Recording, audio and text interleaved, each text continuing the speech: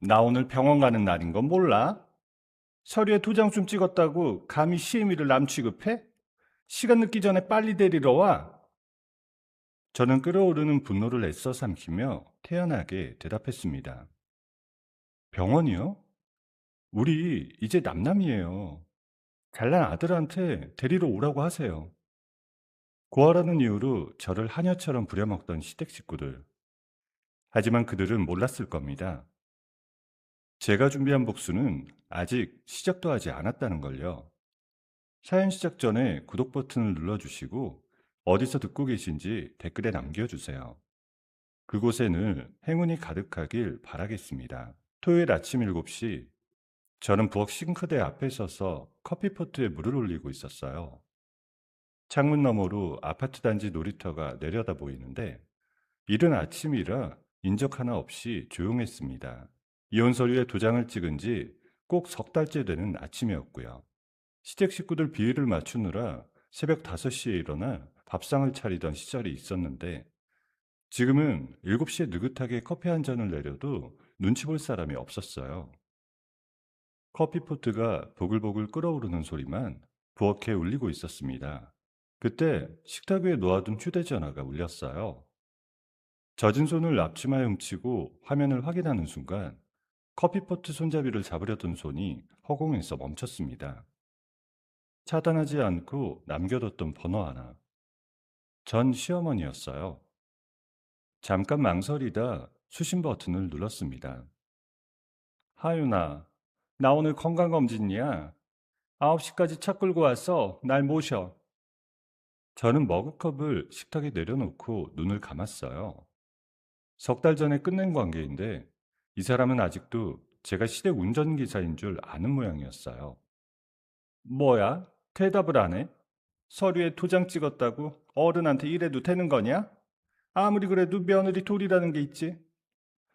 어머님, 우리는 이제 완벽한 남남이에요. 검진은 알아서 가세요. 전화를 끊고 바로 차단 목록에 번호를 추가했습니다. 화면을 누르는 손끝이 미세하게 떨리더라고요. 화가 나서 떨린 게 아니었어요. 그 목소리를 듣는 것만으로 몸 전체가 과거로 끌려 들어가는 느낌이 들어서 그랬습니다. 저는 거실 책상 맨 아래칸에 꽂아둔 낡은 일기장을 꺼냈어요.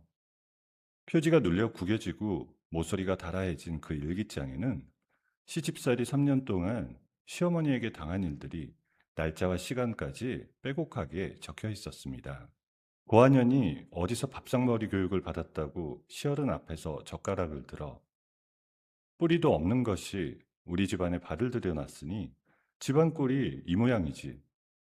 할머니가 돌아가신 직후 장례식장 복도에서 시어머니가 제 얼굴을 똑바로 보며 내뱉었던 말들이었어요. 세상에 단 하나뿐이던 혈육을 잃고 영정사진 앞에 주저앉아 있는 며느리에게 조문객들이 오가는 자리에서 대놓고 출신을 들먹였습니다. 저는 그날 저녁 장례식장 화장실 칸에 들어가 입을 틀어막고 소리를 죽이며 울었어요. 그리고 전 남편 민재는요. 치과 의사라는 번듯한 직업과 부드러운 미소 뒤에 숨어서 어머니가 원래 성격이 좀 까다로우시니까 네가 맞춰드려라. 그 말만 앵무새처럼 반복하던 사람이었습니다. 명절마다 시어머니가 저를 부엌에 가두고 온갖 폭언을 쏟아부어도 민재는 거실 소파에 다리를 꼬고 앉아 TV 채널만 돌리고 있었어요. 한 번도 저와 시어머니 사이에 서본 적이 없었습니다. 방관이 아니라 침묵으로 참여한 공모였죠. 일기장 페이지를 한 장씩 넘기다가 특정 날짜에서 손이 멈췄습니다. 그 페이지에는 글씨 대신 볼펜으로 거칠게 그어놓은 선들만 가득했어요. 글로 적을 수가 없었던 날이었습니다. 첫 아이를 잃은 날이었어요. 시댁의 극심한 스트레스 속에서 몸이 버텨주질 못했습니다. 병원 침대에 누워 왼팔에 링거를 맞고 있었는데 간호사가 나간 뒤 병실 문이 다시 열리더니 시어머니가 꽃다발도 과일 바구니도 없이 빈손으로 들어왔습니다. 시어머니는 침대 옆에 서서 제 얼굴을 내려다보더니 혀를 차며 입을 열었어요. 에휴, 어쩌면 잘된 일이지 뭐. 뿌리도 없는 네 유전자를 물려받았으면 그 애가 뭐가 됐겠어? 차라리 안 태어나는 게 낫지. 그 말을 듣는 순간 숨이 목구멍에 막혔습니다. 천장을 올려다보는 눈앞이 하얗게 번졌어요. 아이를 잃고 누워있는 엄마에게 사람의 입에서 나올 수 있는 말이 아니었습니다. 저는 고개를 돌려 민재를 봤어요. 민재는 침대 옆 보호자용 의자에 엉덩이를 붙이고 앉아서 두 손으로 휴대전화를 쥔 채 화면을 들여다보고 있었습니다. 입꼬리가 살짝 올라가 있었어요. 아내가 아이를 잃고 링거를 맞으며 누워있는 병실에서 누군가와 메시지를 주고받으며 웃고 있었던 겁니다. 저는 왼팔에 꽂혀있던 링거 바늘을 오른손으로 잡아 뽑았어요. 바늘이 빠진 자리에서 피가 줄줄 흘러 침대 시트 위로 번졌지만 아프지는 않았습니다. 그보다 더한 것이 이미 제 안에서 찢겨져 나간 뒤였으니까요. 침대에서 맨발로 내려선 저는 민재 앞으로 두 걸음을 걸어가 오른손을 끌어올려 민재의 왼뺨을 후려쳤습니다. 찰 하는 소리가 병실 안에 울렸어요. 민재의 휴대전화가 손에서 미끄러져 바닥 타일 위로 떨어졌습니다. 이혼이야. 뭐야? 갑자기 왜 이래? 갑자기가 아니야. 3년 동안 참은 거야. 민재가 손바닥으로 뺨을 감싸주며 비실비실 웃었어요. 시어머니는 팔짱을 낀 채 콧방귀를 끼며 병실 문 쪽으로 고개를 돌렸고요. 민재의 그 웃음이, 시어머니의 그 콧방귀가 저한테는 마지막 방아쇠였습니다. 저는 그날부터 계획을 세웠어요. 의사 아들 사모님이라는 간판 뒤에 숨어 교회 권사 행세를 하던 시어머니, 환자 앞에서는 친절한 원장님 연기를 하던 민재. 저는 그 껍데기를 한꺼풀도 남기지 않고 벗겨내기로 했습니다. 병원 내부 직원용 게시판, 시어머니가 집사에서 권사로 임직받은 대형교회 홈페이지, 그리고 이 동네 엄마들이 모여있는 지역 맘카페, 세 군데에 같은 시각 동시에 글을 올렸어요. 시어머니의 폭언을 녹음한 음성 파일, 민재가 병원 직원들에게 보낸 갑질 메시지 캡처화면, 그리고 제가 3년간 적어온 일기장 사진까지 전부 첨부했습니다. 여론이 들불처럼 번졌어요. 교회에서 권사직 해임 통보가 내려오고 병원 앞에 환자들이 항의 글이 적힌 현수막을 걸기 시작했습니다. 맘카페 게시글은 이틀 만에 조회수 10만을 넘기며 포털 사이트 실시간 검색어에 올랐고요. 그제야 태도가 바뀌었습니다. 거실 바닥에 무릎을 꿇고 제 발목을 두 손으로 잡던 민재의 이마에 땀방울이 송글송글 맺혀 있었어요. 시어머니는 옆에서 두 손을 비비며 고개를 숙이고 있었고요. 저는 두 사람을 위에서 내려다보며 한마디도 하지 않았어요. 위자료가 통장에 입금된 것을 모바일 뱅킹으로 확인한 뒤 합의 이혼 서류에 도장을 찍고 시댁 현관문을 나섰습니다. 뒤돌아보지 않았어요. 복도에서 엘리베이터 버튼을 누르며 길게 숨을 내쉬었고 그게 3년 만에 처음으로 제대로 된 숨이었습니다. 일기장을 덮고 다시 머그컵을 들었어요. 커피가 식어서 미지근했지만 괜찮았습니다. 이 고요한 토요일 아침은 제가 싸워서 되찾은 시간이니까요. 그런데 커피를 한 모금 채 삼키기도 전에 현관문 바깥에서 사이렌 소리가 울렸습니다. 한 대가 아니었어요. 여러 대의 경찰차 사이렌이 아파트 복도를 가득 채우며 점점 가까워지더니 현관문을 두드리는 소리가 쾅쾅 터졌습니다. 문을 열자마자 수사관 3명이 복도에서 밀고 들어왔어요. 선도의 형사가 접힌 영장을 펼쳐 제 눈앞에 들이밀며 제 이름을 불렀습니다. 이하윤 씨, 특정경제범죄 가중처벌법 위반 혐의로 긴급 체포합니다. 뒤로 돌아서 두 손을 내미세요. 저는 형사의 얼굴과 영장의 활자를 번갈아 쳐다봤어요. 경제범죄라는 글자가 눈에 들어왔지만 무슨 뜻인지 머리가 받아들이질 못했습니다. 형사가 제 손목을 잡고 뒤로 돌리는 순간 차가운 수갑쇠가 피부 위로 올라왔어요. 금속이 손목뼈를 조여오는 감촉과 함께 머릿속에서 1시간 전 시어머니의 전화가 번개처럼 스쳤습니다. 건강검진 핑계로 차를 끌고 오라던 그 전화. 단순한 호통이 아니었어요. 경찰이 출동하기 직전에 제가 도망치지 않고 집에 있는지 확인하려고 건 전화였던 겁니다. 동선 확인용 전화. 수갑이 찰칵 소리를 내며 잠겼습니다. 식탁 위에 남겨진 머그컵 안에서 미지근한 커피의 마지막 김이 가늘게 피어오르고 있었습니다. 경찰서 취조실은 형광등 불빛이 눈을 찌를 만큼 밝았어요. 페인트가 벗겨진 회색 벽, 볼트로 바닥에 고정된 철제 의자, 그리고 맞은편에 앉은 담당 형사의 무표정한 얼굴. 수갑이 풀린 손목에 붉은 자국이 남아 있었고, 저는 그 자국을 문지르며 형사의 입이 열리기를 기다렸습니다. 형사가 책상 서랍에서 투명 파일 한 장을 꺼내 제 앞으로 밀었어요. A4 크기의 서류 한 장이었는데 상단에 의료기기 납품회사 설립 인가증이라는 제목이 찍혀 있었습니다.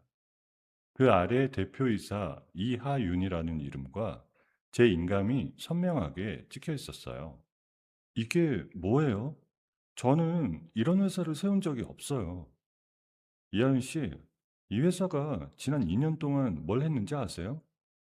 형사는 파일 뒤에 끼워져 있던 서류 묶음을 한 장씩 빼내며 책상 위에 늘어놓았습니다. 은행 거래 내역서, 해외 송금 확인서, 페이퍼 컴퍼니 등록 서류. 형사의 손가락이 숫자 위를 짚어가며 움직였어요. 이하윤 씨가 대표로 등록된 이 유령 회사를 통해서 지난 2년간 수십억 원이 세탁됐습니다. 치과의사 박민재 씨가 의료기기 납품업체들한테 받은 불법 리베이트 돈이 이 회사 통장을 거쳐서 해외 페이퍼 컴퍼니로 빠져나갔어요. 저는 서류 위에 제 이름과 인감을 번갈아 내려다봤습니다. 손끝이 차가워지면서 의자 팔걸이를 움켜쥔 손에 힘이 들어갔습니다. 명의를 도용당한 거예요. 저는 이 회사 이름도 처음 들어봅니다. 인감도 제가 찍은 게 아니에요. 형사는 고개를 한번 끄덕이더니 태블릿 PC를 꺼내 화면을 제 쪽으로 돌려놓았어요. 흑백 화면에 주민센터 내부가 찍혀 있었습니다. CCTV 영상이었어요. 이 영상 보세요. 이하윤 씨 명의의 인감증명서가 발급된 날짜, 그 주민센터 CCTV 기록이에요. 발급 시간에 이하윤 씨 신분증이 창구에 제출된 게 확인됐습니다. 그날 저는 병원에 입원해 있었어요. 아이를 잃고 침대에 누워 있었다고요. 주민센터에 갈 수 있는 상태가 아니었어요. 형사가 팔짱을 끼며 의자 등받이에 기대 앉았습니다. 형사의 눈이 저를 위에서 아래로 훑었어요. 믿지 않는 눈이었습니다. 이하윤 씨, 그건 수사 과정에서 확인할 사안이고요. 지금 현재 서류상 증거는 전부 이하윤 씨를 가리키고 있어요. 그날 저녁, 저는 유치장에 수감되었습니다. 콘크리트 바닥에 깔린 얇은 매트 위에 앉아 무릎을 끌어안았어요. 형광등이 밤새 꺼지지 않는 유치장 안에서 천장의 하얀 불빛만 멍하니 올려다보고 있었습니다. 철장 너머에서 교도관의 발소리가 가까워지더니 멈췄어요. 이하윤 씨, 면회 왔어요. 나와요. 면회실 아크릴 칸막이 너머에 민재가 앉아 있었습니다. 양복 상의 단추를 풀어헤치고 다리를 꼬고 앉은 민재는 저를 보자 입꼬리를 천천히 끌어올렸어요.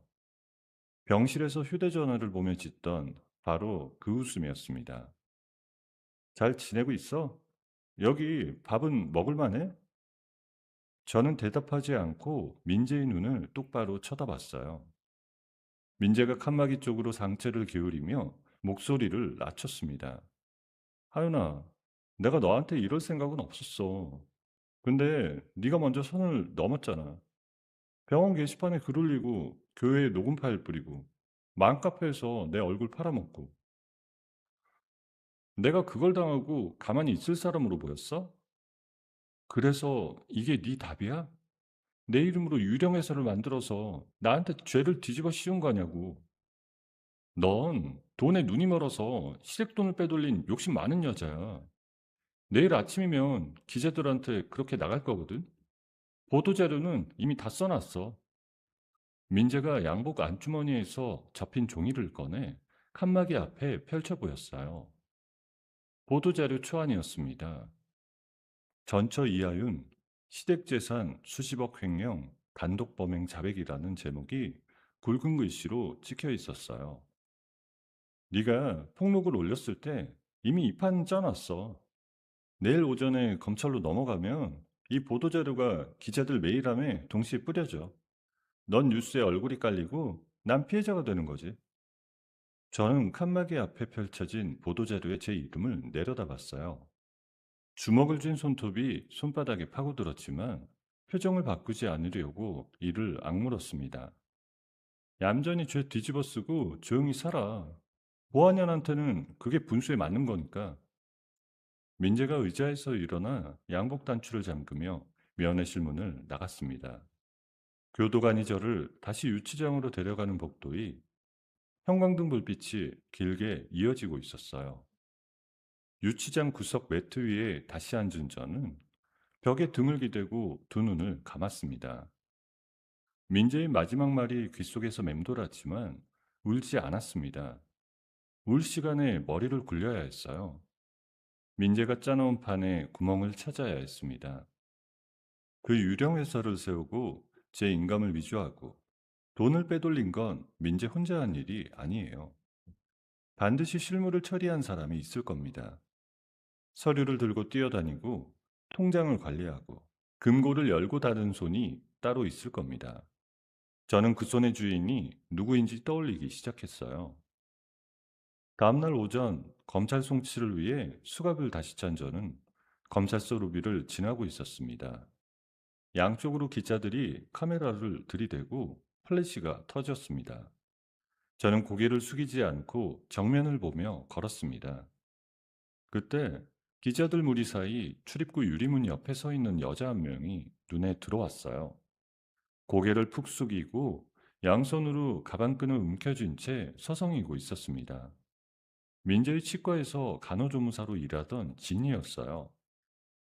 진이는 제가 병원에 찾아갈 때마다 캔커피를 하나씩 가져다 주던 사람이었습니다. 시어머니에게 폭언을 듣고 병원 복도에서 울고 있을 때 아무 말 없이 옆에 서서 커피를 내밀던 손이었어요. 시선이 마주치자 진이가 고개를 더 깊이 숙였습니다. 저는 호송차로 향하는 발걸음을 옮기면서 진이가 이 사건의 실무를 누구보다 잘 알고 있을 거라는 확신이 들었습니다. 경찰서 정문을 나서서 호송차 뒷문 앞에 선 순간이었어요. 뒤에서 단단한 구두 소리가 빠르게 다가오더니 정장 차림의 남자 한 명이 호송 경찰 앞을 가로막았어요. 잠깐만요. 이 서류 확인해 주십시오. 남자가 양복 안쪽 주머니에서 접힌 서류를 꺼내 호송 경찰 앞에 펼쳤습니다. 법원 직인이 찍힌 명령서였어요. 이게 뭡니까? 검찰 송치 일시 보류를 요청하는 법원 명령서입니다. 수사 과정에 심각한 절차적 하자가 확인되어 보류 결정이 내려졌어요. 기자들이 일제히 카메라를 돌렸습니다. 남자는 카메라 플래시 세례 속에서도 눈 하나 깜짝하지 않았고 호송 경찰에게 서류를 건넨 뒤 저를 향해 고개를 돌렸습니다. 이하임 씨, 저는 변호사 강도윤입니다. 이 사건의 수사 과정에 심각한 오류가 있어요. 호송차에서 내리세요. 저는 수갑이 채워진 두 손을 내려다보다가 도윤의 얼굴을 올려다봤어요. 처음 보는 사람이었습니다. 누가 보낸 건지, 왜 나를 변호하려는 건지 아무것도 알 수 없었어요. 하지만 호송차 문 앞에 서서 법원 명령서를 들고 있는 이 남자의 눈에는 지난 이틀 동안 제가 마주한 그 어떤 시선과도 다른 것이 담겨 있었습니다. 호송경찰이 본부에 무전을 치고 저는 호송차 발판에서 다시 경찰서 로비 바닥으로 내렸었어요. 호송경찰이 본부에 무전을 치고 저는 호송차 발판에서 다시 경찰서 로비 바닥으로 내렸었습니다. 취조실 문이 닫히자 도윤이 맞은편 의자를 끌어당겨 앉았습니다. 양복 상의 안쪽에서 태블릿 PC를 꺼내 책상 위에 올려놓는 동작이 군더더기 없이 깔끔했어요. 저는 수갑이 풀린 손목을 주무르며 도윤의 얼굴을 똑바로 쳐다봤습니다. 강도윤 변호사님, 대형 로펌의 파트너 변호사가 이혼한 여자 하나 변호하려고 법원 명령서까지 들고 나타난 이유가 뭐예요?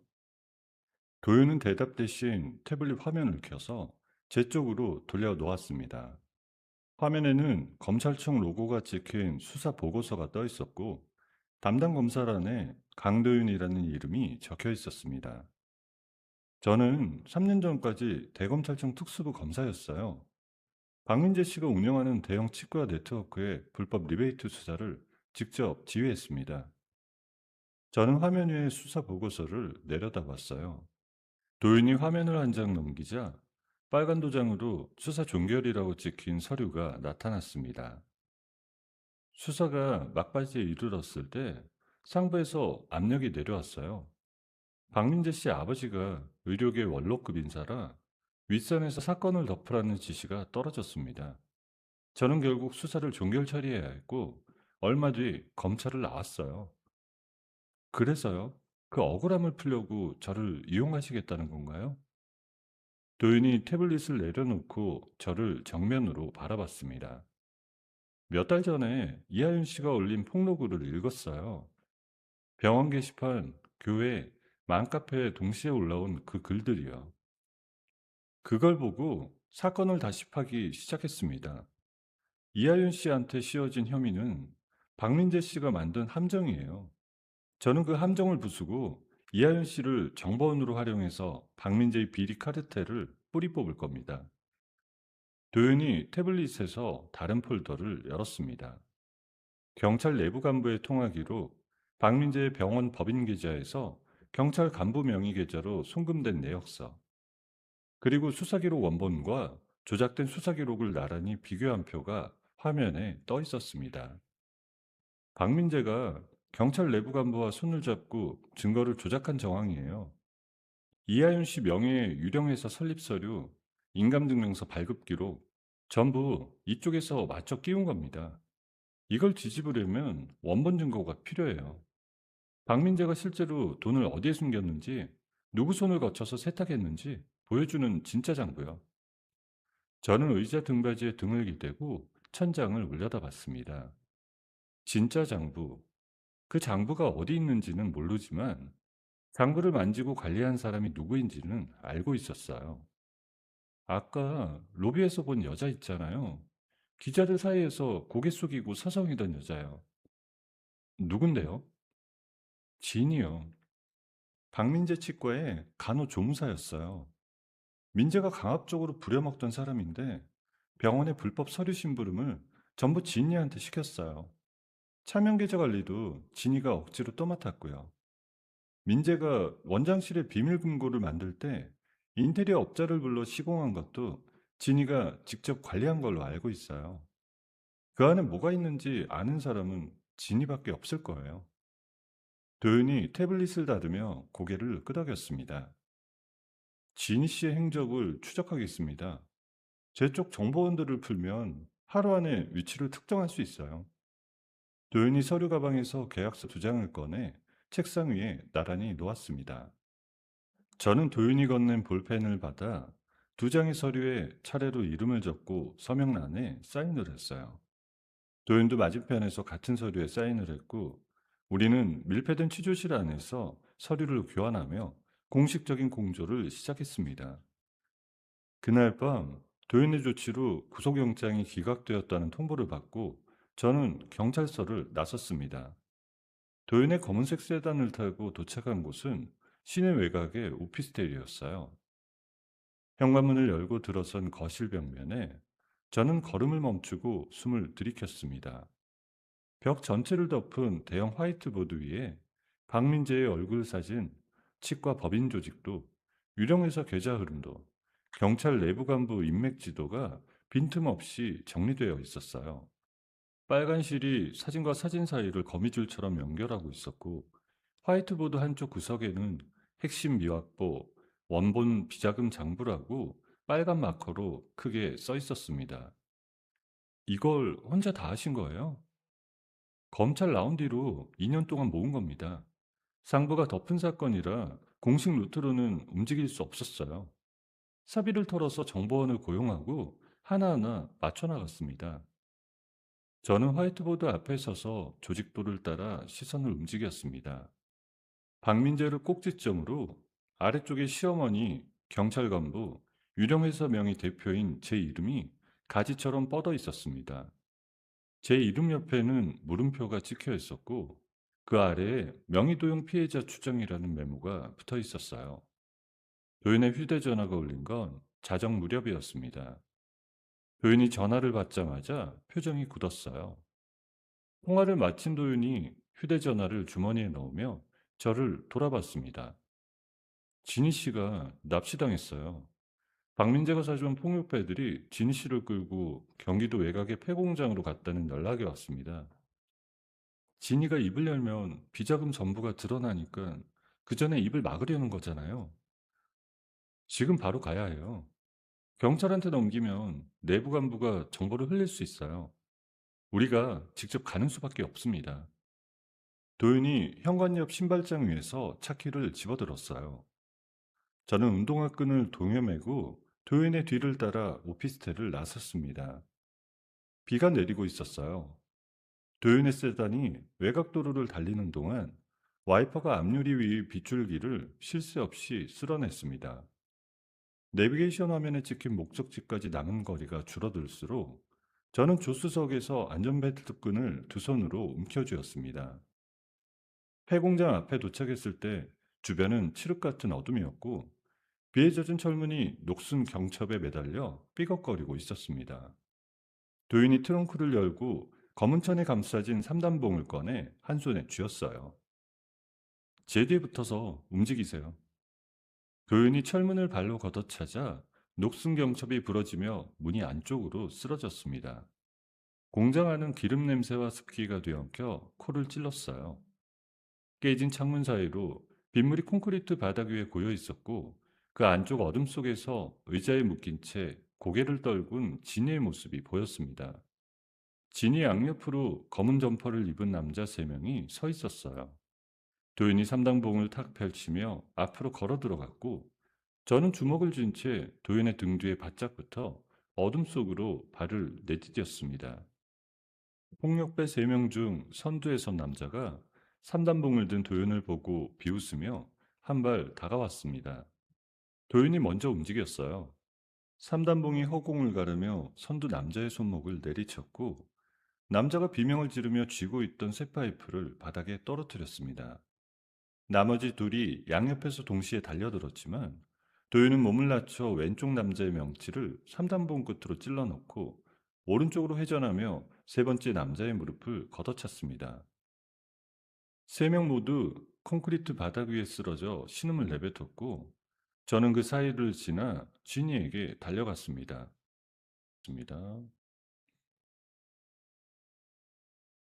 지니의 양손목과 발목이 케이블 타이로 의자에 묶여 있었습니다. 입술이 갈라져서 피가 말라붙어 있었고 왼쪽 볼에 시커먼 멍이 들어 있었어요. 저는 바닥에 떨어진 쇠파이프 끝으로 케이블 타이를 비틀어 끊어냈습니다. 도윤이 쓰러진 폭력배들의 손을 케이블 타이로 뒤로 묶는 동안 저는 진이를 부축해 공장 밖으로 나왔습니다. 비에 젖은 도윤의 세단 뒷좌석에 진이를 눕히고 우리는 폐공장을 빠져나와 도윤이 미리 마련해둔 안전가옥으로 향했습니다. 안전가옥은 시내에서 1시간 거리에 있는 다세대 주택 3층이었어요. 커튼이 전부 쳐진 좁은 거실에 진이를 눕히고 저는 구급상자에서 소독약과 거즈를 꺼내 진이의 얼굴과 손목에 난 상처를 닦아줬습니다. 도윤은 현관문을 이중으로 잠그고 창문 사이로 바깥을 살피며 정보원에게 전화를 걸었어요. 진이가 의식을 되찾는 건 다음 날 새벽이었습니다. 눈을 뜬 진이는 천장을 멍하니 올려다보다가 옆에 앉은 저를 발견하고 몸을 움츠렸어요. 원장님이 보낸 사람이에요? 아니야, 진이야. 나야, 하윤이. 기억나지? 병원에서 나한테 캔커피 갖다 주던 거. 진이가 제 얼굴을 한참 들여다보다가 입술을 떨며 고개를 끄덕였어요. 저는 지니의 손을 잡고 매트 옆에 앉았습니다. 지니야, 네가 민지한테 억지로 시킨 일들 당하는 거 나는 다 알고 있어. 서류 심부름, 차명 계좌 관리, 전부. 지금 네 증언이 없으면 나는 민재가 씌운 누명을 벗을 수가 없어. 지니의 눈에 물기가 차올랐어요. 양손으로 이불 끝자락을 움켜쥔 지니가 한참을 뜸들이다가 입을 열었습니다. 원장님이 무서워서 아무한테도 말을 못했어요. 말하면 죽인다고 가족한테까지 손대겠다고 협박했거든요. 도윤이 거실 의자를 끌고 와 진이 맞은편에 앉으며 녹음기를 꺼내 테이블 위에 올려놓았어요. 진희 씨, 저는 변호사 강도윤입니다.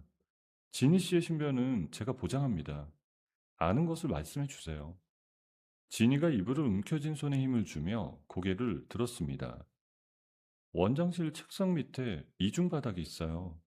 제가 원장님 지시받고 인테리어 업자를 직접 불러서 시공한 거예요. 바닥판 아래 작은 금고가 묻혀 있고 그 안에 붉은색 USB가 들어있어요. 그 USB에 뭐가 있는데? 원장님이 리베이트로 빼돌린 돈 전부의 장부가 들어있어요. 어디서 받아서 어디로 보냈는지 금액이랑 날짜까지 전부 기록한 파일이에요. 원장님이 제 앞에서 USB를 금고에 넣으면서 이게 없으면 아무도 증명 못한다고 웃었거든요. 도윤이 녹음기를 확인하며 고개를 끄덕였어요. 이중 바닥의 정확한 위치를 알려주실 수 있어요? 원장실 들어가면 정면에 큰 책상이 있어요. 그 책상 아래 카펫을 걷으면 마루판 내장이 나사로 고정되어 있는데 나사를 풀면 콘크리트 사이에 묻힌 금고가 나와요. 비밀번호는 원장님 생년월일 6자리예요. 저는 도윤과 눈을 마주쳤어요. 도윤이 태블릿을 꺼내 박민재의 향후 일정을 검색했습니다.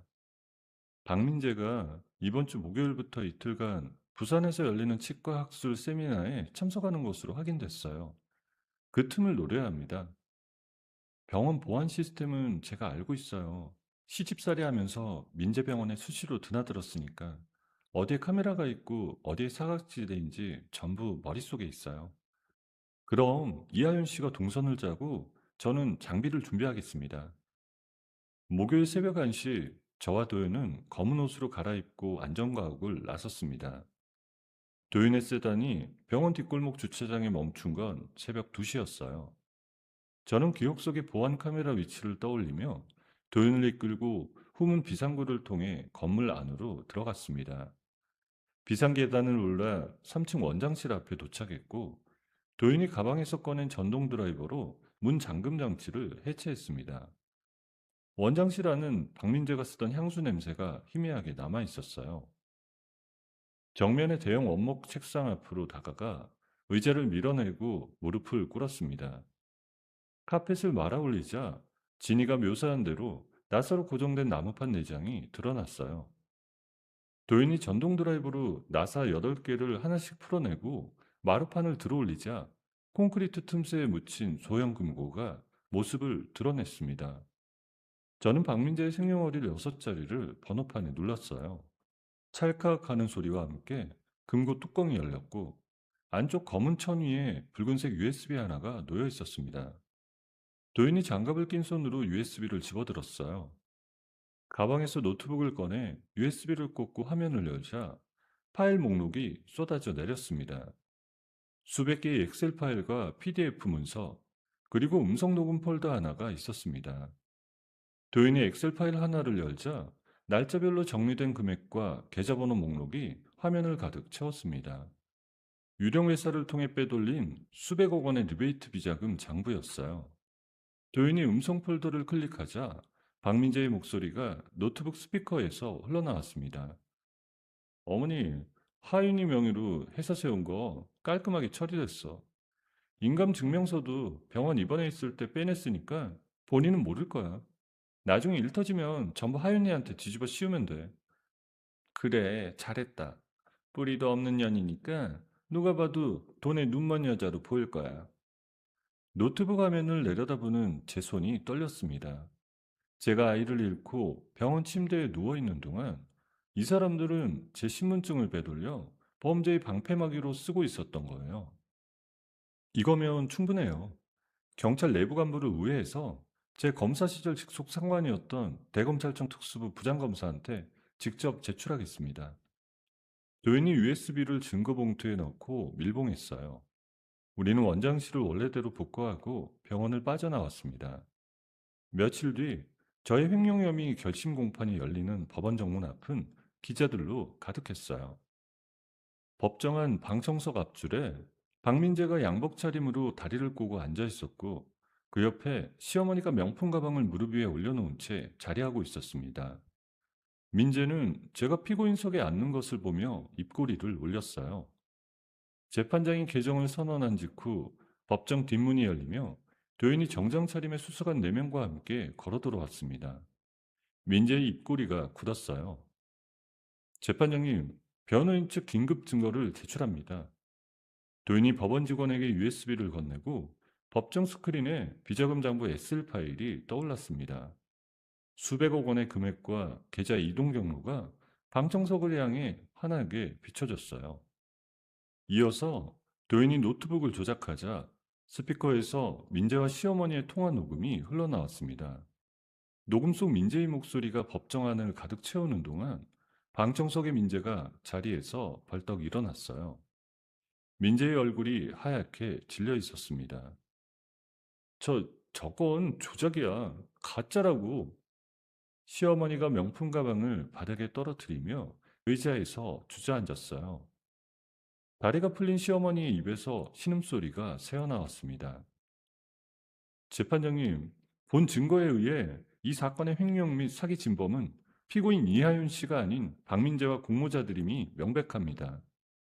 민재가 방청석 통로를 향해 뛰어나갔습니다. 하지만 법정 출입문 앞에서 대기하고 있던 특수부 수사관 2명이 민재의 양팔을 잡아 세웠습니다.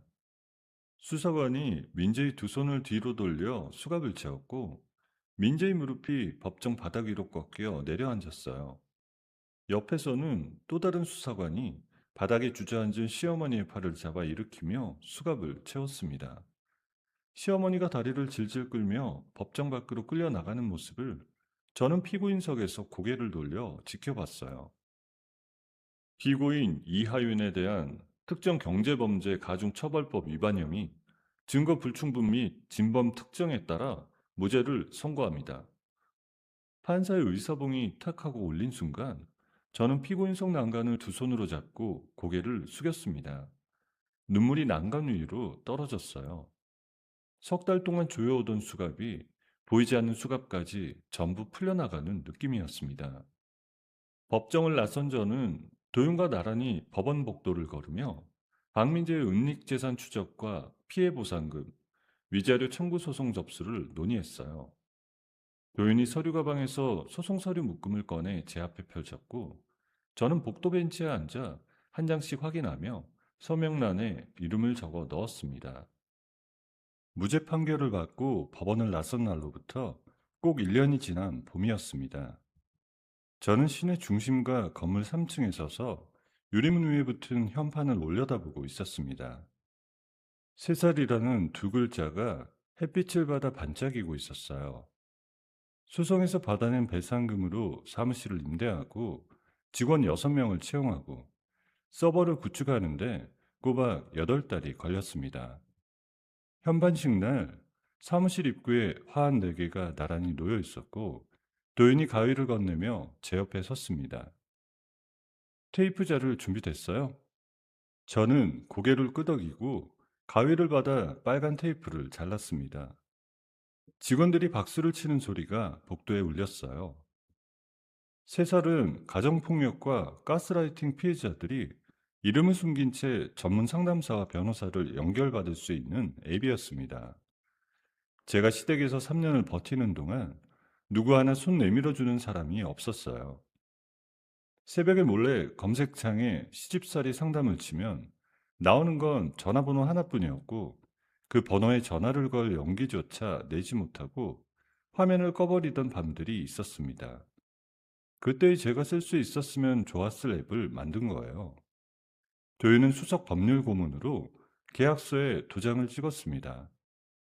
사무실 안쪽에 마련된 도윤의 자리에는 모니터 두 대가 놓여 있었고, 도윤은 매일 오전 9시에 출근해서 무료 법률 상담 게시판에 올라오는 글을 하나하나 읽고 답변을 달았습니다. 오늘 올라온 상담 글이 23건이에요. 이 중에 긴급 보호 요청이 4건이고요.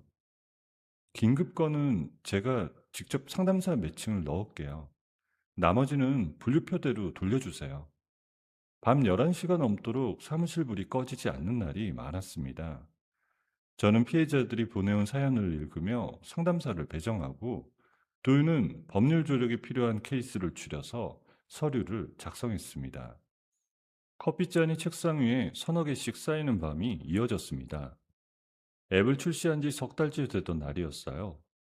가스라이팅 피해를 극복한 경험을 공개적으로 밝혀 화제가 된 인플루언서 유나가 자신의 채널에 영상 하나를 올렸습니다. 유나가 직접 3살 앱에 가입해서 상담 신청부터 변호사 매칭까지 전 과정을 화면 녹화로 보여주는 리뷰 영상이었어요. 영상 끝에 유나가 카메라를 보며 말한 한마디가 댓글창을 뒤집어 놓았습니다. 저는 4년 전에 이 앱이 있었으면 혼자 울지 않았을 거예요.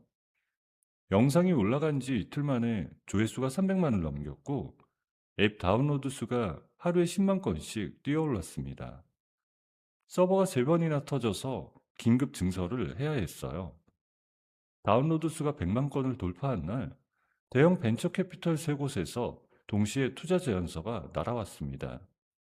저는 그중 조건이 가장 깔끔한 곳과 50억 원 규모의 투자 계약서에 도장을 찍었습니다.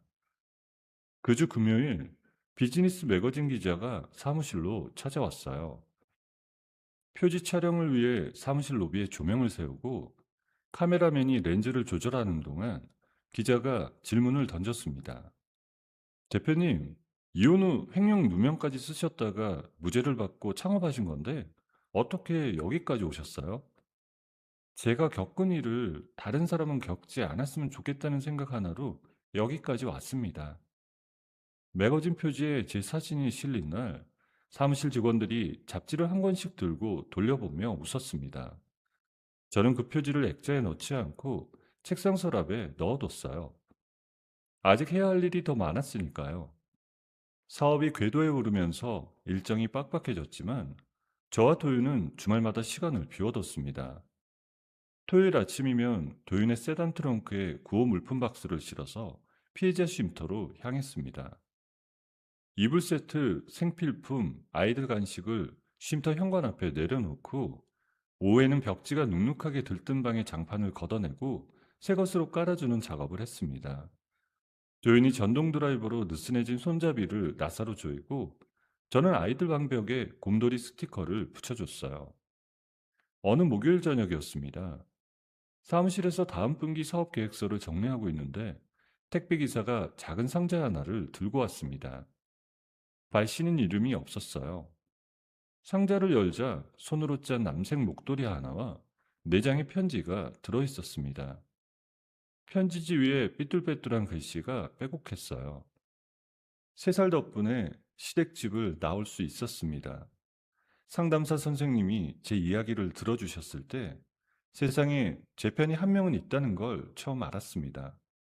이름을 밝힐 수는 없지만 대표님께 감사하다는 말을 꼭 전하고 싶었습니다. 저는 편지를 읽다가 마지막 줄에서 글자가 흐려져 있는 걸 봤습니다. 눈물 자국이었어요. 편지를 쓴 사람의 눈물인지 제 눈물인지 모르겠더라고요. 저도 모르게 코끝이 시큰해졌거든요. 뭐 읽고 있어요?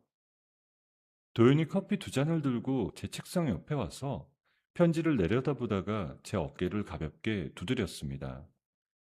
도윤이 다른 손에 들고 있던 서류 봉투를 책상 위에 올려놓았어요. 이번 달 성과지표예요. 상담 완료 건수가 지난달 대비 40% 늘었고 법률 조력 연결 성공률이 92%를 찍었어요. 도윤 씨가 게시판 답변을 하나도 안 빼먹고 달아준 덕분이에요. 도윤이 손사래를 치며 커피잔을 제 앞에 놓았습니다. 저는 목도리를 꺼내 손으로 만져봤어요. 코가 고르지 않고 군데군데 올이 튀어나와 있었지만 촘촘하게 힘을 줘서 짠 게 느껴졌습니다. 연말이 다가왔어요. 올해의 벤처기업 인상 시상식이 열리는 호텔 대연회장에 저는 검은 정장을 입고 들어섰습니다. 객석에 500명이 넘는 사람들이 앉아 있었고, 무대 위 스크린에 후보 기업 소개 영상이 흘러나오고 있었어요. 제 차례가 되자 사회자가 이름을 불렀고, 저는 단상에 올라 마이크 앞에 섰습니다. 객석 맨 앞줄에 도윤이 앉아 있었어요. 저는 3년 동안 남편의 방관과 시어머니의 멸시 속에서 아이를 잃고 이혼 후에는 억울한 누명까지 쓴 사람이에요. 그때 제 곁에는 아무도 없었습니다. 객석이 조용해졌어요. 세 살은 그런 사람들 곁에 서려고 만든 앱이에요. 폭력 앞에서 혼자인 사람이 없도록 화면 너머에서라도 손을 잡아주는 곳이요. 이상은 저한테 주는 게 아니라 지금 이 순간에도 혼자 싸우고 있는 분들한테 주는 거라고 생각합니다. 객석에서 한 사람이 먼저 일어섰고 그 옆 사람이 따라 일어서더니 앞줄부터 뒷줄까지 차례로 기립박수가 번져나갔습니다. 트로피를 두 손으로 받아든 저는 단상에서 내려와 도연 앞에 섰습니다. 시상식이 끝난 뒤 별실에서 축하 파티가 열렸어요. 도연이 샴페인 잔 두 개를 들고 와서 하나를 제 손에 쥐어주었습니다. 내년 상반기에 동남아 시장 진출 보고서 초안 올릴게요. 태국하고 베트남 쪽 현지 파트너 후보 리스트는 이미 뽑아놨어요. 일본 쪽도 같이 알아봐 주세요. 상담 콘텐츠 현지화 사업이 관건일 거예요. 잔이 부딪히는 맑은 소리가 별실 안에 울렸습니다. 샴페인 거품이 잔 위에 올라오는 걸 보면서 저는 1년 전 유치장 콘크리트 바닥에 앉아 천장을 올려다보던 밤을 떠올렸습니다. 그때 제가 가진 건 억울함과 분노뿐이었는데 지금 제 손에는 트로피와 샴페인 잔이 들려 있었습니다. 도인이 잔을 내려놓으며 해외 진출 일정표가 적힌 수첩을 꺼내 펼쳤고 저는 수첩 위에 고개를 숙여 날짜를 확인하며 펜을 들었습니다. 벤처 기업 인성을 받고 한 달이 채 지나지 않은 어느 수요일 오후였어요. 사무실에서 해외 진출 보고서를 검토하고 있는데 도인이 전화를 받더니 자리에서 벌떡 일어났습니다. 도인의 얼굴에서 혈색이 빠지는 걸 저는 처음 봤어요. 하윤 씨, 지금 바로 회의실로 와요. 회의실 문을 닫자마자 도인이 휴대전화 화면을 제 앞에 들이밀었습니다. 법무부 교정본부에서 발송한 공문이었어요. 민재가 풀려났어요. 지병 악화를 이유로 형 집행정지 처분을 받아서 외부 병원으로 이송됐는데 병원에서 종적을 감췄어요. 형 집행정지요? 그 사람 지병이 뭐가 있다고요? 교도소 내 진료 기록에 심장 이상 소견이 있었다고 하는데 진단서를 써준 의사가 민재 아버지 인맥이에요. 꾸며낸 겁니다. 저는 회의실 의자에 앉아 두 손으로 이마를 짚었습니다.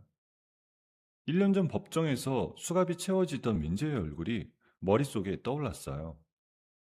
그때 민재가 바닥에 무릎이 꺾여 내려앉으면서도 저를 올려다보던 눈빛이 있었습니다. 끝나지 않았다는 눈빛이었어요. 도윤은 그날부터 정보원들을 총동원해서 민재의 행적을 추적했습니다. 사흘 뒤 도윤이 사무실로 들어오며 태블릿 화면을 책상 위에 올려놓았어요. 민재가 수감되기 직전에 미리 빼돌려 놓은 자산이 있었어요. 경찰 압수수색 때 잡히지 않은 것들이에요. 화면에는 세 가지 항목이 정리되어 있었어요. 해외에 개설된 이름 없는 전자지갑, 경기도 외곽의 등기부에 이름이 올라가지 않은 낡은 별장, 그리고 출처를 알 수 없는 약물 거래 내역이었습니다. 약물이요? 민재가 마약까지 손을 댄 거예요? 불법 수면제하고 환각을 일으키는 향정신성 약물이에요. 치과에서 면허가 있으니까 약물 루트로 확보하는 건 어렵지 않았을 거예요. 문제는 이걸 왜 쌓아뒀냐는 거예요. 저는 테이블 화면을 내려다보며 손톱으로 책상 모서리를 긁었습니다. 민재가 감옥에 들어가면서도 이 정도를 준비해뒀다는 건 나올 계획이 처음부터 있었다는 뜻이었습니다. 그로부터 닷새 뒤였어요. 아침에 출근해서 앱 관리 페이지를 열었는데 자유 게시판 상단에 빨간 신고 딱지가 붙은 글이 3개나 올라와 있었습니다. 전부 같은 아이디가 올린 글이었어요.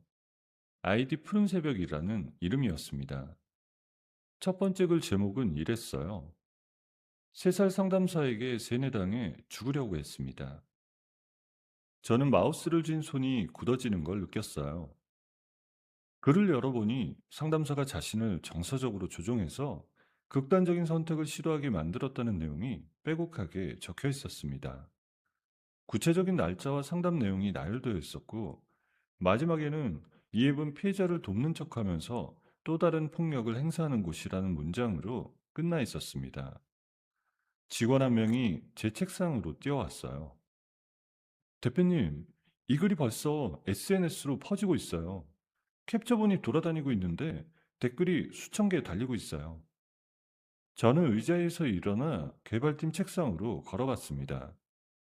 앱스토어 리뷰 상황 지금 바로 띄워봐요. 개발팀장이 모니터를 돌려 보여줬습니다. 별점 1개짜리 리뷰가 줄줄이 올라오고 있었어요. 앱 평점이 어제까지 4.7이었는데 오전 10시 기준으로 3.1까지 떨어져 있었습니다. 데이터베이스에서 이 아이디의 담당자 정보를 추출하자 화면에 이름 하나가 떠올랐습니다. 김수진, 26세, 자살 고위험군 특별관리 대상. 수진은 가정폭력 피해로 앱에 등록된 뒤 전담 상담사가 배정되어 매주 3차례씩 통화 상담을 받고 있던 내담자였습니다. 저는 수진의 최근 일주일간 상담 일지를 열어봤어요. 마지막 상담 기록 날짜가 열흘 전에서 끊겨 있었습니다.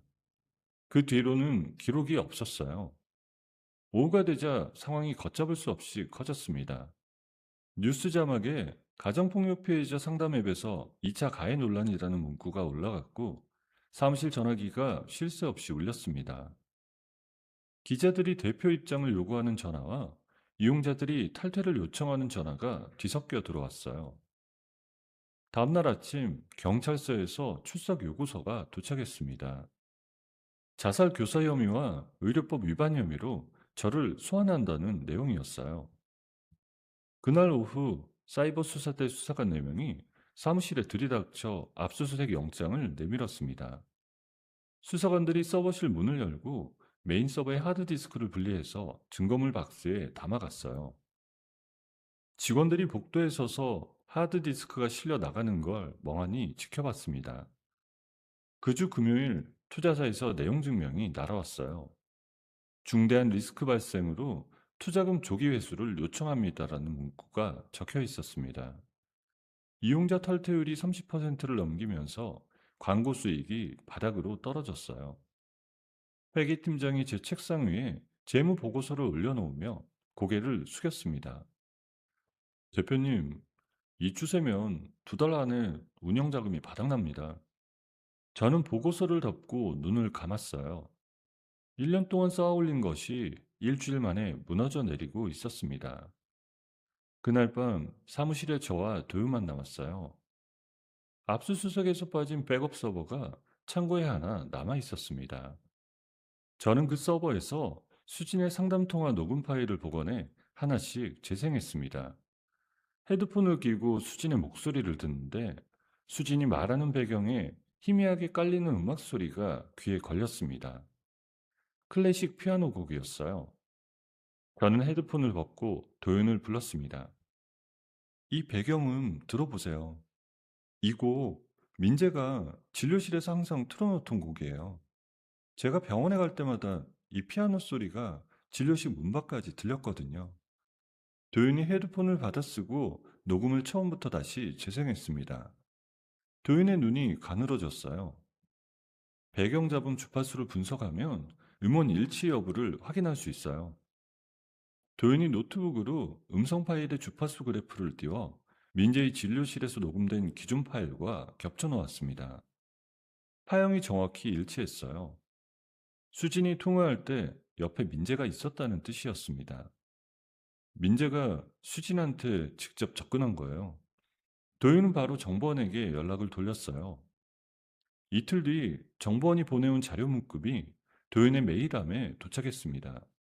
민재가 위조 신분증을 만들어 수진에게 심리 상담사를 사칭하며 접근한 정황. 수진의 처방전 없이 불법 약물을 투여한 약국 CCTV 캡처, 그리고 수진의 휴대전화에 설치된 원격 조정 앱의 로그 기록이 들어 있었습니다. 민재가 수진을 만나고 약을 먹이고 게시판에 글을 쓰도록 조종한 과정이 날짜 순으로 드러났습니다. 저는 모니터 앞에서 주먹을 쥐었어요. 민재가 제 회사를 무너뜨리기 위해 가장 약한 사람을 골라서 도구로 쓴 거였습니다. 그때 도윤의 전화가 울렸습니다. 도윤이 전화를 받더니 의자에서 천천히 일어났어요. 관할 경찰서에서 연락이 왔어요. 수진 씨가 유서를 남기고 실종됐대요. 저는 의자 팔걸이를 두 손으로 움켜쥐었습니다. 수진의 얼굴을 본 적은 없었지만 앱 상단 기록에서 읽었던 수진의 글들이 머릿속을 스쳤습니다. 저는 아무한테도 필요 없는 사람인 것 같아요. 세 살이 없었으면 저는 벌써 포기했을 거예요. 그렇게 앱을 믿고 매달리던 사람을 민재가 약물로 망가뜨려서 죽음 앞에 세워놓은 거였어요. 수진 씨를 찾아야 해요. 지금 당장.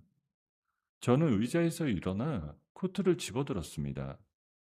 도윤이 사무실 책상 위에 태블릿을 펼쳐놓고 민재의 은닉재산 목록을 띄웠습니다. 화면을 스크롤하던 도윤의 손가락이 한 줄에서 멈췄어요. 경기도 외곽에 미등기 별장이 하나 있어요. 민재 명의가 아니라 폐업한 법인 명의로 되어 있어서 압수수색 때 빠진 거예요. 수진 씨 휴대전화 위치는요? 도윤이 정보원에게 전화를 걸어 수진의 휴대전화 기지국 기록을 요청했습니다. 3분 뒤 정보원이 보내온 데이터가 화면에 떴습니다. 수진의 전화기 전원이 마지막으로 꺼진 기지국 위치가 별장 단지에서 200m 떨어진 곳이었어요. 여기에요. 민재가 수진 씨를 데려간 곳이 여기에요. 저는 코트 지퍼를 올리며 현관으로 걸어갔습니다. 도윤이 차키를 집어들고 뒤따라 나왔어요. 경찰에 먼저 신고해야 하는 거 아닐까요? 신고하면 출동까지 최소 1시간이에요. 그 사이에 민재가 수진 씨를 다른 곳으로 옮기면 끝이에요. 우리가 먼저 가서 위치를 확인하고 동시에 광역수사대 쪽에 좌표를 보내겠습니다. 도윤의 세단이 야간 고속도로를 달렸습니다. 저는 조수석에서 태블릿을 무릎 위에 올려놓고 별장 주변 위성사진을 확대했습니다. 숲에 둘러싸인 단층 건물 한 채가 찍혀 있었어요. 주변에 다른 건물은 없었고 진입로가 비포장 흙길 하나뿐이었습니다. 1시간 반을 달려 고속도로를 빠져나온 뒤 가로등이 끊긴 시골길로 접어들었습니다. 숲 사이로 낡은 별장의 윤곽이 나타났을 때 도윤이 차를 길 옆 숲을 뒤에 세웠습니다. 별장 안에 불이 켜져 있어요. 저는 차 창문 너머로 별장을 바라봤어요.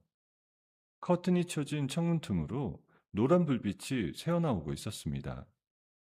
도윤이 트렁크에서 3단봉과 손전등을 꺼내고 휴대전화로 광역수사대 직통번호에 별장 좌표와 상황을 문자로 전송했습니다. 수사대가 도착하려면 30분은 걸려요.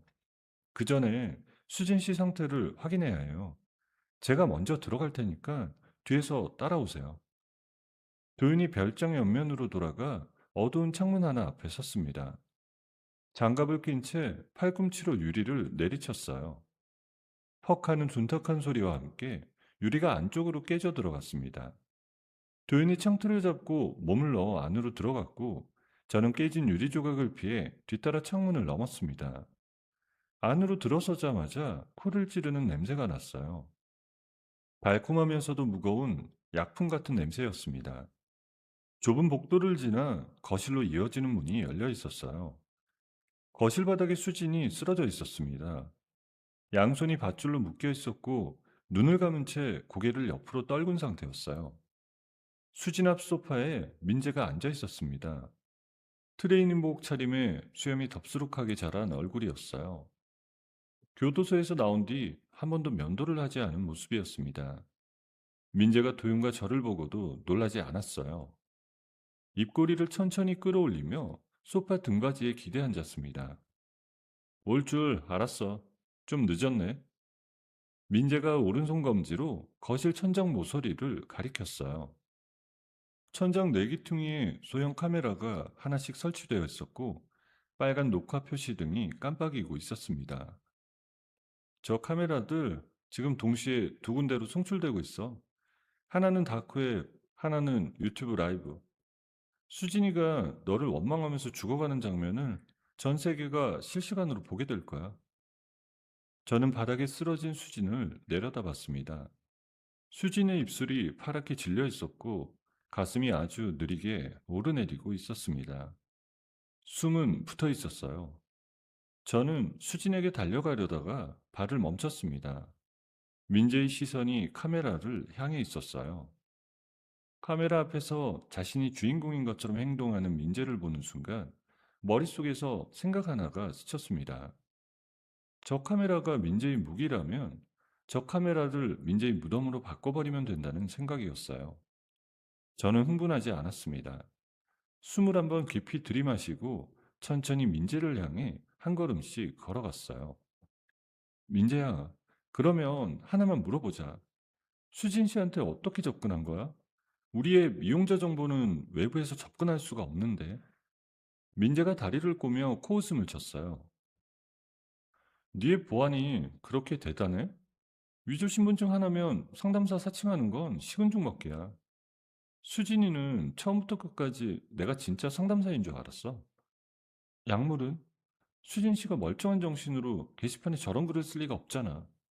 민재가 소파에서 상체를 앞으로 기울이며 손바닥을 펼쳐 보였습니다. 치과에서 면허가 있으면 약루트 확보하는 건 어렵지도 않아. 수면제 좀 섞여서 먹이면 판단력이 바닥으로 떨어지거든. 거기다가 매일 만나서 네가 수진이를 버렸다고 애비 수진이를 이용만 했다고 반복해서 말해주면 일주일이면 머릿속이 내가 원하는 대로 바뀌어. 저는 민재의 눈을 똑바로 쳐다보며 한 발 더 다가갔습니다. 게시판 글도 네가 쓰게 시킨 거지. 당연하지. 글 내용도 내가 다 짜줬어. 수진이는 내가 시키는 대로 복사해서 붙여넣기만 한 거야.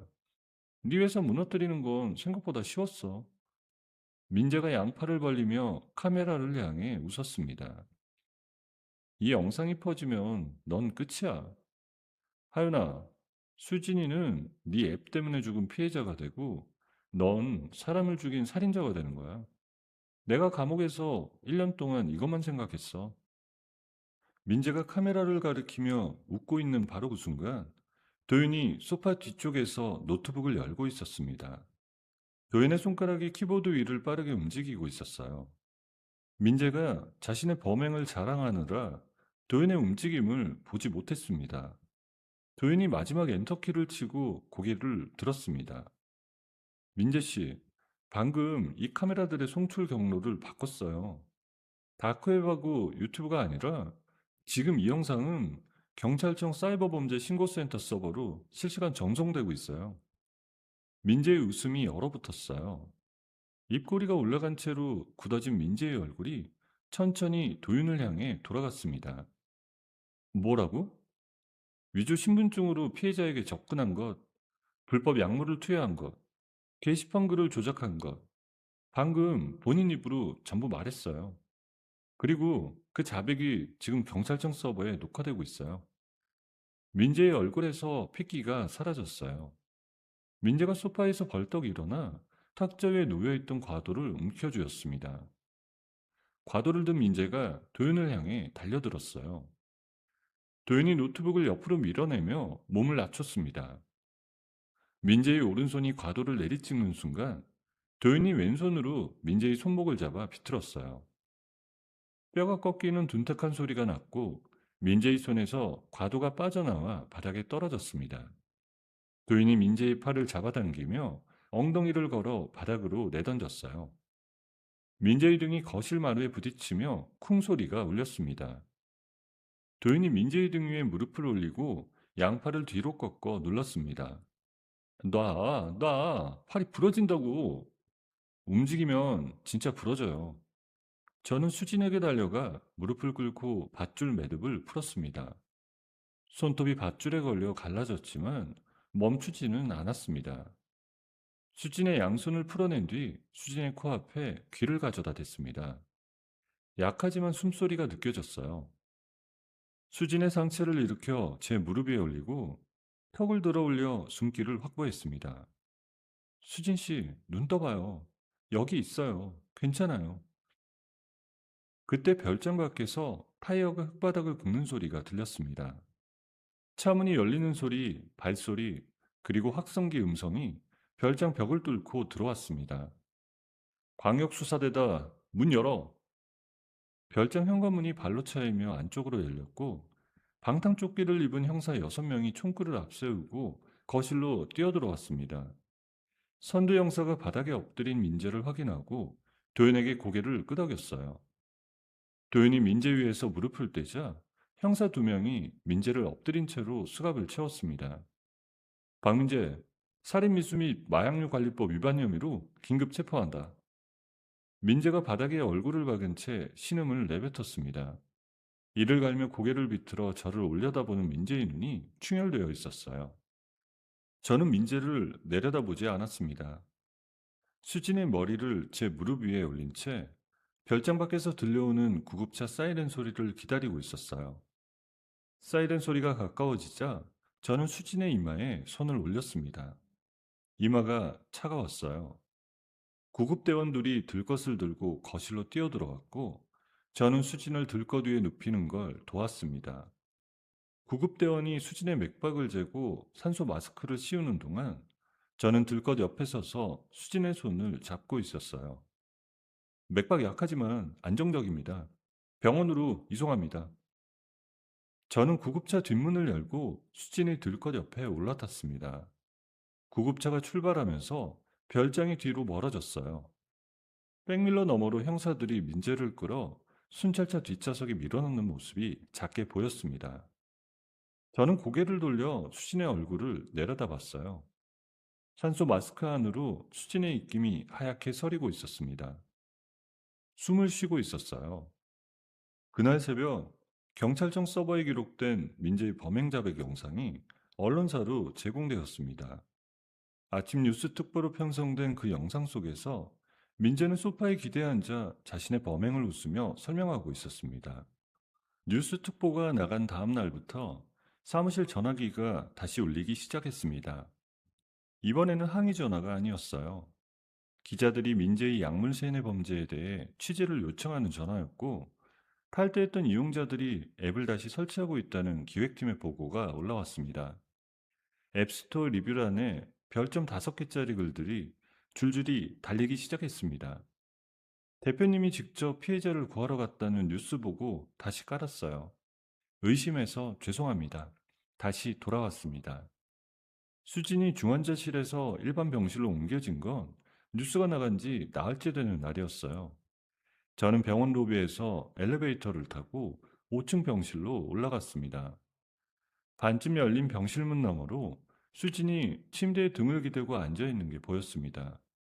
수진의 얼굴에서 파란 기가 빠지고 볼에 옅은 혈색이 돌아와 있었습니다. 저는 문을 두드리고 안으로 들어갔어요. 수진이 고개를 돌려 저를 보더니 이불 위에 올려놓은 2손을 꼭 움켜쥐었습니다. 대표님, 저 때문에 회사가 그렇게 됐다면서요. 죄송해요. 정말 죄송해요. 수진의 눈에 물기가 차올랐어요. 저는 침대 옆 의자를 끌어당겨 앉으며 수진의 손 위에 제 손을 올려놓았습니다. 수진 씨 잘못이 아니에요. 수진 씨도 피해자예요. 그 사람이 약을 먹이고 머릿속을 뒤집어 놓은 거잖아요.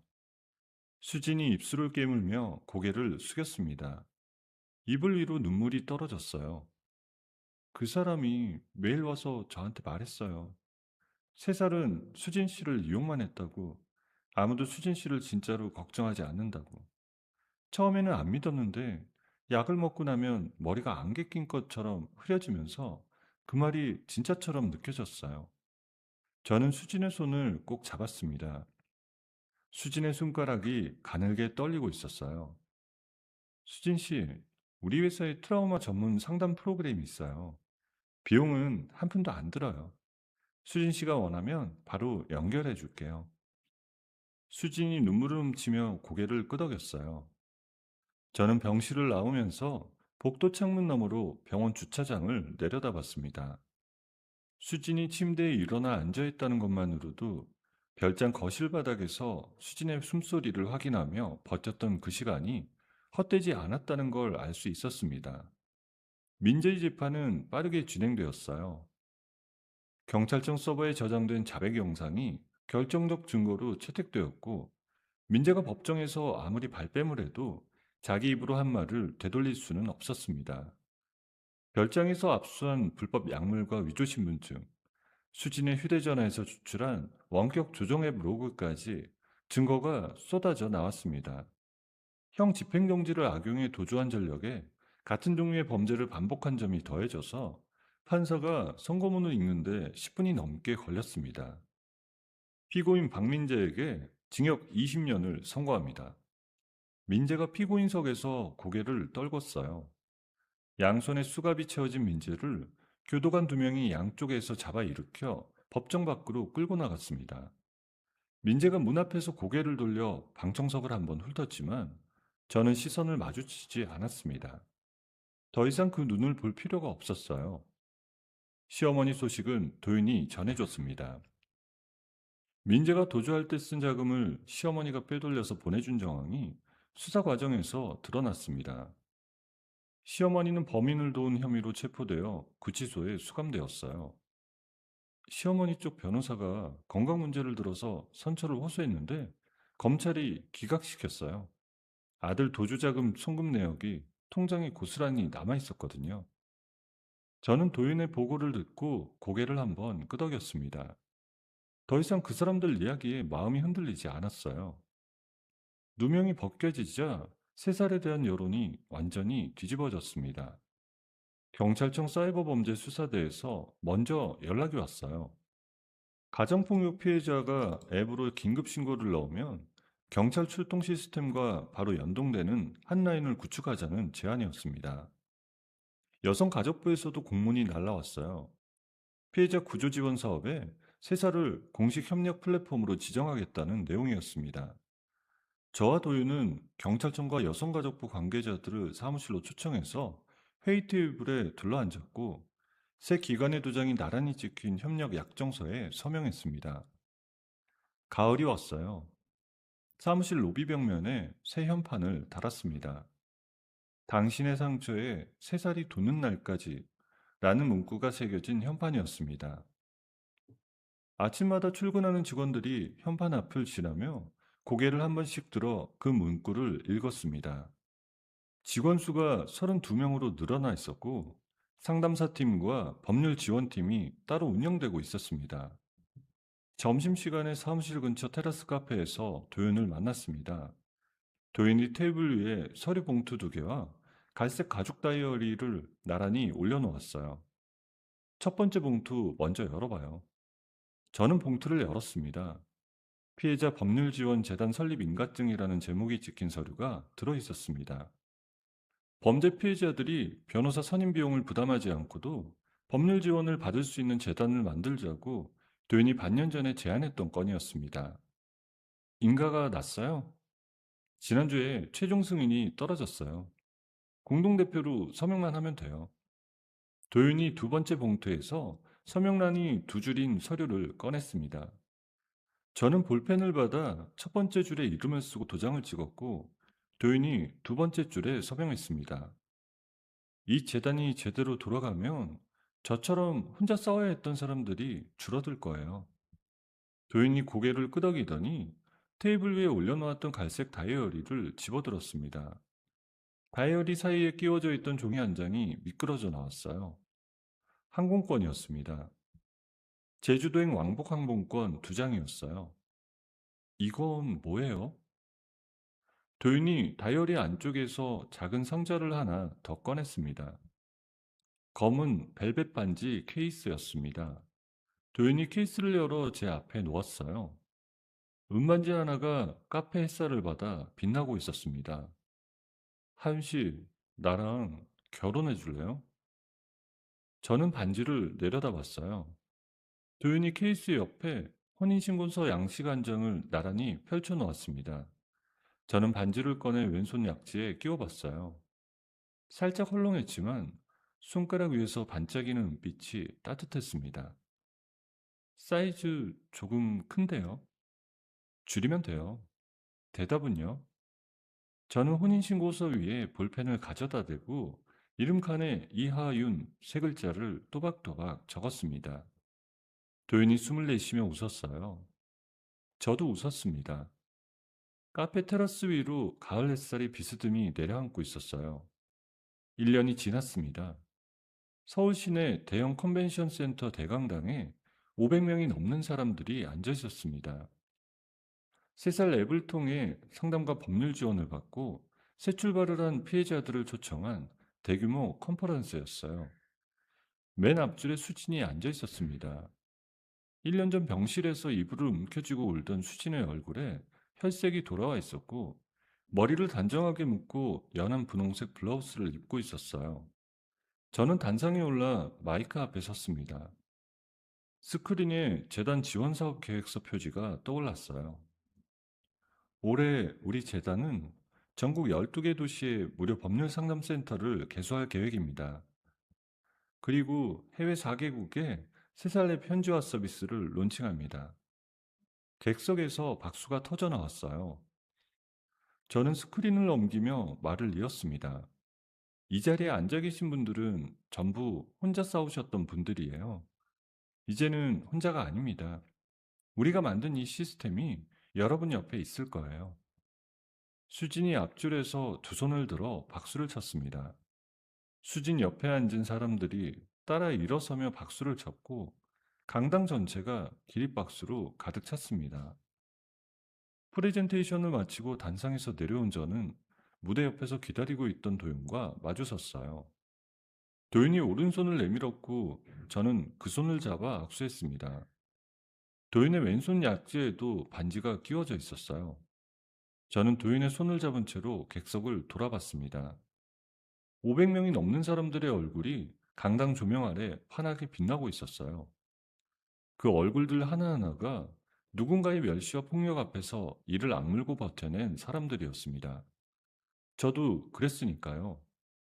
하윤은 시댁의 멸시와 남편의 방관 속에서 아이까지 잃었지만 끝내 무릎을 꿇지 않았습니다. 누명을 쓰고 수갑이 채워지던 그 아침에도 유치장 콘크리트 바닥 위에서도 하윤은 울 시간에 머리를 굴렸습니다. 혼자였지만 혼자인 채로 주저앉지 않았고 손 내밀어주는 사람이 나타났을 때 그 손을 잡고 다시 일어섰습니다. 세상에는 지금 이 순간에도 하윤처럼 혼자 싸우고 계신 분들이 있으실 거예요. 아무도 내 편이 없다고 느끼는 밤, 이 사람들 앞에서 나는 영영 빠져나갈 수 없을 거라고 생각하는 새벽이 있을 겁니다. 하지만 하윤이 그랬던 것처럼 문을 열고 나서는 순간 세상은 달라질 수 있습니다. 지금 여러분들께 이 이야기가 작은 용기가 되었으면 좋겠습니다. 여러분, 오늘의 이야기를 어디서 듣고 계신가요? 구독 버튼을 눌러주시고 댓글에 남겨주시면 감사한 마음으로 인사드리겠습니다. 감사합니다.